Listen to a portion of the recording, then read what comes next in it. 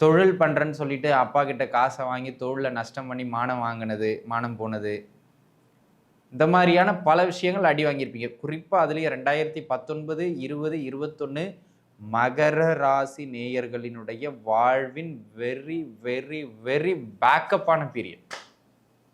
நிறைய மகர ராசி நேயர்கள் பயங்கரமாக அடி வாங்கியிருப்பீங்க. ஹெல்த் ரிலேட்டடாக பாதிக்கப்பட்டிருந்தவர்களுக்கு கடுமையான மருத்துவ செலவுகளுக்கு இடையில சிக்கி கொண்டிருந்தவர்களுக்கு அந்த மருத்துவ செலவுகள் எல்லாம் குறைகின்ற காலகட்டம். குறையும், கவலைப்பட வேண்டிய அவசியம் கிடையாது. சரிங்களா? அப்போ மீண்டும் ஒரு ஏற்றம் உண்டு அப்படிங்கிறத அதை சுட்டி காட்டுதுங்க. அது ஒரு நல்ல முன்னேற்றத்தை உங்களுக்கு ஏற்படுத்தி கொடுக்கும் அப்படிங்கிறதான் பாயிண்ட். சரிங்களா?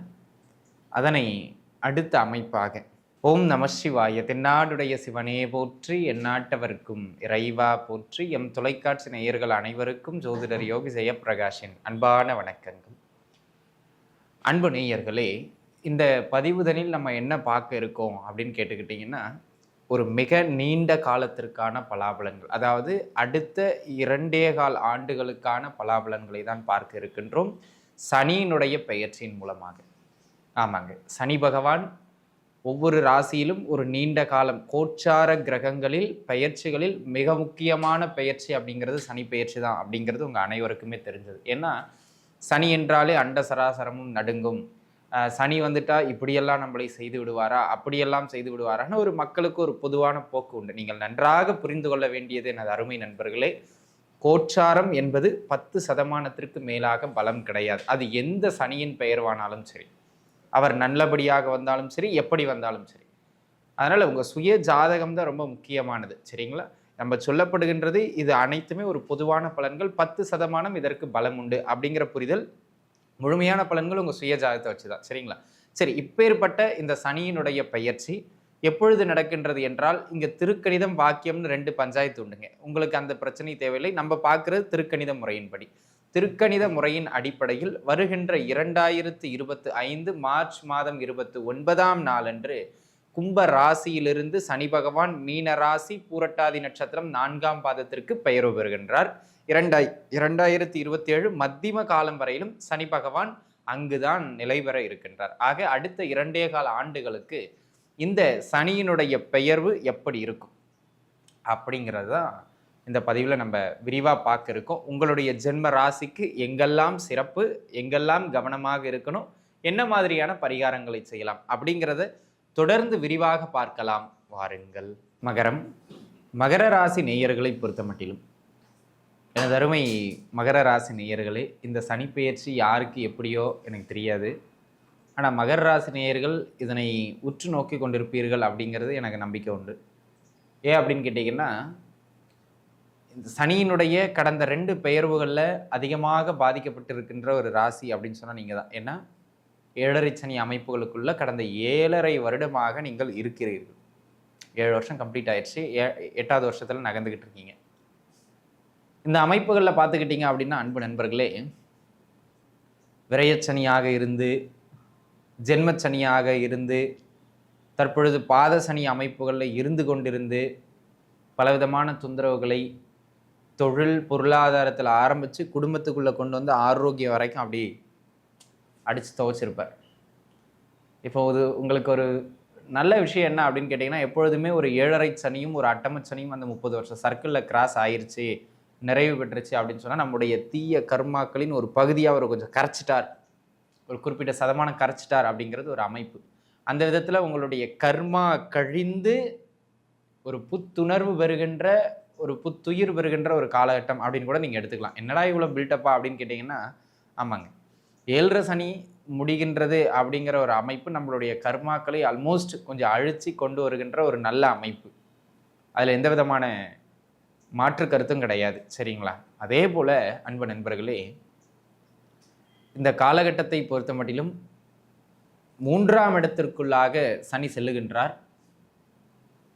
பொருளாதார ரீதியாக ஏன்னா நீங்கள் நல்லா யோசிச்சு பாருங்கள், இந்த 2018, 19 மற்றும் 2020, 21 இந்த காலகட்டங்கள்லாம் பார்த்திங்கன்னா நிறைய மகர ராசி நேயர்கள் சரியான வேலை கிடைக்காம ஊராக திரிஞ்சது, தொழில் பண்ணுறேன்னு சொல்லிட்டு அப்பா கிட்ட காசை வாங்கி தொழிலில் நஷ்டம் பண்ணி மானம் போனது, இந்த மாதிரியான பல விஷயங்கள் அடி வாங்கியிருப்பீங்க. குறிப்பாக அதுலேயும் 2019, 20, 21 மகர ராசி நேயர்களினுடைய வாழ்வின் வெரி வெரி வெரி பேக்கப்பான பீரியட்.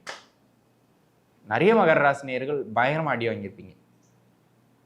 அதுல இருந்தெல்லாம் பார்த்தீங்கன்னா, ஐயா சாமி எப்பயா இவர் கிளம்புவார் நம்ம வீட்டை விட்டு அப்படிங்கிற மாதிரியான ஒரு அமைப்புல தான் இருந்திருப்பீங்க. இப்பொழுது உங்களுக்கு அந்த காலம் வந்து விட்டது. தொழில், பொருளாதாரம், ஆரோக்கியம், குடும்பம், மதிப்பு, மரியாதை, அந்தஸ்து, ஏதோ உயிர் இருக்கு சாமி, அதை மட்டும் வச்சிருக்கார், அவ்வளோதான் இருக்கு தம்பி, சரி அதுக்கு மேலே என்கிட்ட கேட்காதீங்க, எல்லாம் போயாச்சு, மான மரியாதை அதெல்லாம் 2020 விட்டு கொடுத்துட்டு வந்துட்டேன் அப்படிங்கிற மாதிரியான ஒரு அமைப்புல தான் பெரும்பான்மையான மகர ராசி நேயர்கள் இருப்பீங்க. ஒருவேளை ஜாதகம் வலுத்து நல்ல தசாபுக்தி அமைப்புகள் நடந்திருந்தது அப்படின்னு சொன்னால் அந்த மாதிரியான ஒரு 10% அல்லது ஒரு 20% மகர ராசி நேயர்கள் மட்டும் கொஞ்சம் பெருசாக பாதிப்பு இல்லாமல் கடந்து வந்திருப்பீங்க. ஆனால் பெரும்பான்மையானவர்கள் அடி வாங்கியிருப்பீங்க. தம்பி அடி வாங்கினதெல்லாம் எங்களுக்கே தெரியும், இப்போ இனிமேல் என்ன நடக்கும் அதை சொல்லியா அப்படின்னு கேட்பீங்க. அதாவது புதுசாக எதுவும் நடக்கிறதுக்கு இல்லைங்க, வாங்கின அடிகள்லேருந்து வெளியில் வருகின்ற ஒரு காலகட்டம், விடுதலை பெறுகின்ற ஒரு காலகட்டம் கூட நீங்கள் வச்சுக்கோங்க. சரிங்களா? ஒரு அற்புதமான மகர ராசி நேயர்களுக்கு இந்த சனி பெயர்ச்சி விடுதலைக்கான சனி பெயர்ச்சின்னு கூட நீங்கள் புரிஞ்சுக்கிடலாம்.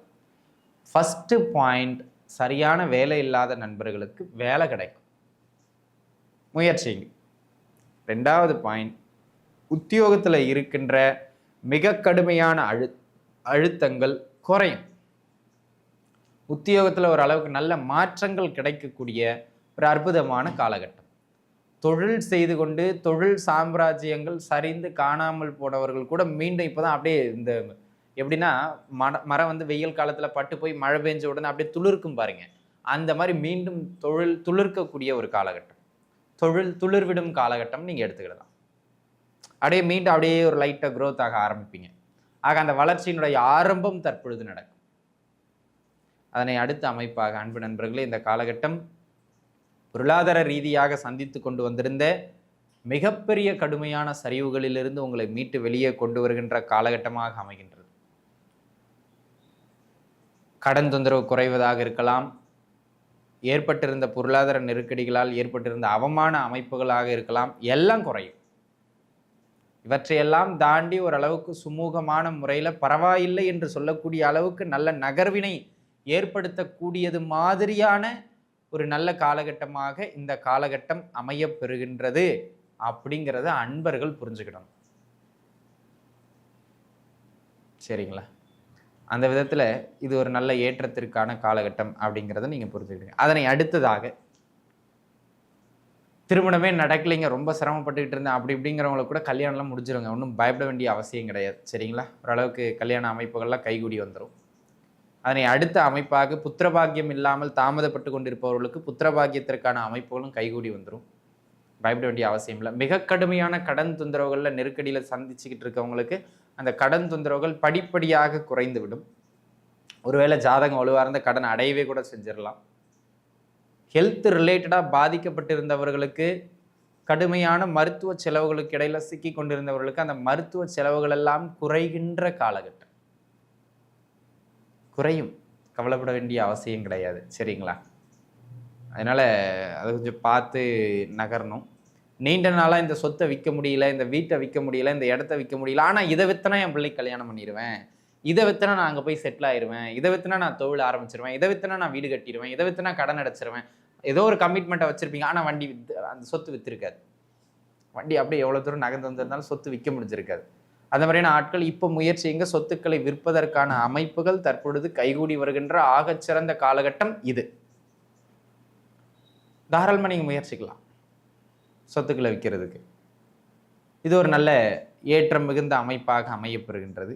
அதே போல் சகோதர சகோதரி உறவுகளுக்கு இடையிலே, இரத்த சம்பந்தப்பட்ட உறவுகளுக்கு இடையிலே ஏற்பட்டு கொண்டிருந்த பகைமை பிரச்சனை இதெல்லாம் விலகி அப்படியே ஒரு சுமூகத்தன்மை ஏற்பட்டு மீண்டும் உறவுகள் ஒருங்கிணைகின்ற காலமாக இந்த காலம் அமைகின்றது. அப்போ நீங்கள் அதை நல்லா மனதில் உள்வாங்கி பார்த்துக்கிடணும். சரிங்களா?